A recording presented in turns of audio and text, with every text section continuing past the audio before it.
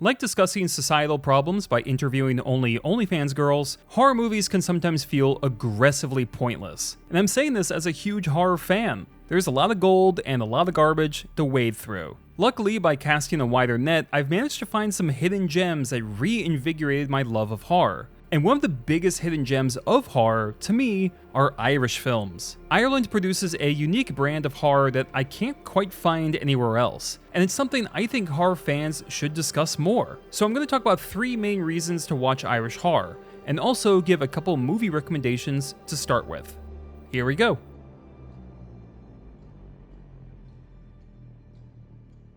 The most striking aspect to Irish horror is how nature is used. It's kind of amazing how often the setting is practically its own character. Ireland is notoriously verdant, green fields and lots of rain. So how does that translate to scares? Well, in a lot of ways actually. First, rather than focus on lovely rolling hills, we get the mud, dirt, rot, and overgrown forests. The cattle farm in 2005's Isolation is practically a bog, soaked in rain and other liquids so off-putting even Sweeney simps wouldn't buy it. In The Hallow, handfuls of mud are thrown at our characters like projectiles during a panicky action scene. A lot of times our characters end up slathered in some kind of filth by the end of the movie. It helps that many of the locations are distant. Houses are miles from society and surrounded by trees and rivers. At the mercy of nature, you could say. This also helps with contrast. With all this brown and black and green, filmmakers can use one specific splash of color to instantly draw the eye.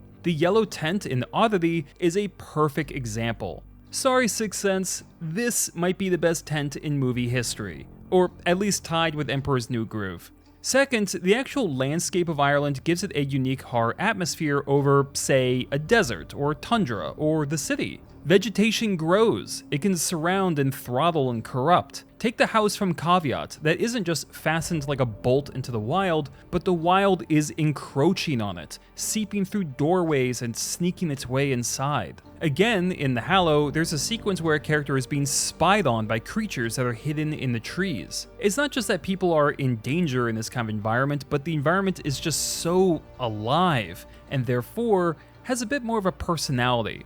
It's scarier. Thirdly, the actual plots often focus on nature as well. The Hole in the Ground has a sinkhole as a core element to its story, and both it and The Hallow feature creatures that rise up from the earth, looking kind of like orcs on crash diets. Without Name, Isolation, Friwaka, these stories are entrenched in the woods and mud. And the exception proves the rule with the movie A Dark Song, which specifically avoids nature, as our lead characters deliberately cut themselves off from the outside world. And when one of them tries to return to nature, nature turns on them by sticking them in an infinite loop. That last point I'm probably overanalyzing, but I just like the idea of people trying to leave nature and then running back like, "Hi nature, how's it going?" And nature going, "Psh, bish, I don't even know you." It's undeniable how much the great outdoors is used in both mood and plot in so much of Irish horror. Regardless of whether the movie is scary or not, good or not, each one is unmistakably organic.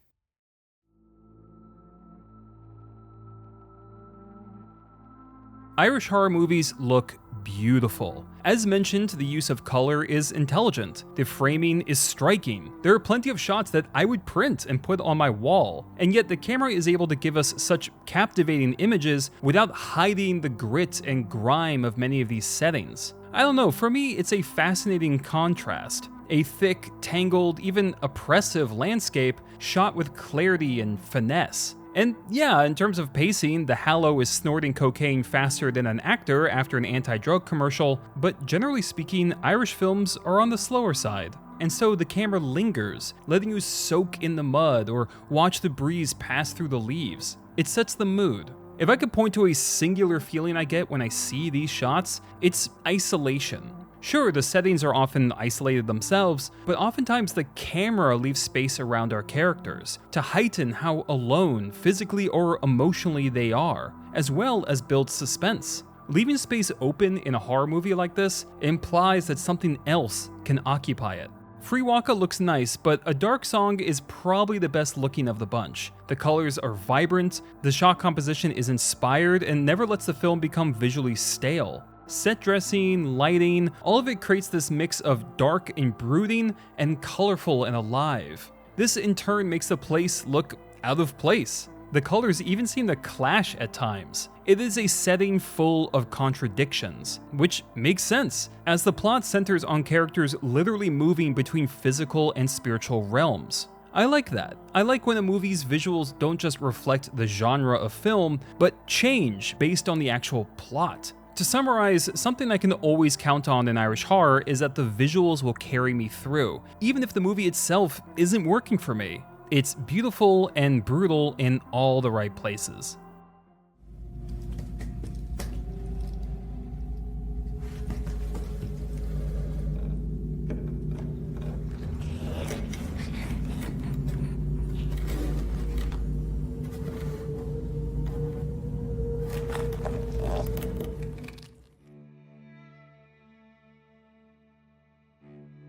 Speaking of brutal, you may be thinking that these movies are starting to sound like nature shows, but the violence is surprisingly effective. There is a significant focus on practical effects over CGI, from the wooded creatures of the Hallow to the parasites of Isolation. There's an extended birthing sequence in Isolation that's more gut-wrenching than that frickin' Snow White poster. Legs or like a spider or something. Yeah, like it looks like she's a decapitated head on stilts. That's the first thing I thought. But it's supposed to be her cape. And what's the green coming out of her neck? Magic. Oh. Precisely because of the realistic practical effects and just how much the camera shows you.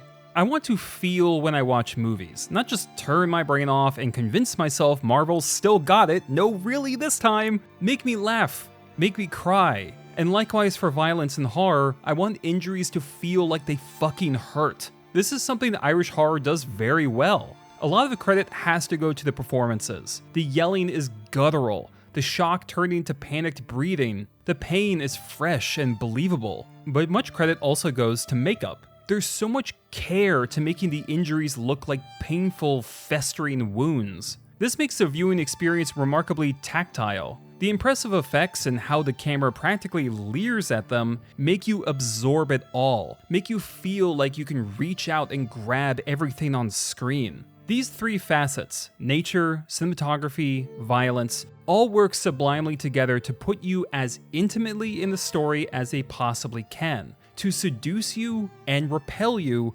simultaneously. And in a time where we are pulling even faster away from physical contact, where our live action movies are looking more and more like cartoons, it's nice to see when a movie so clearly aims for the tangible. It's heartwarming, in a grotesque sort of way.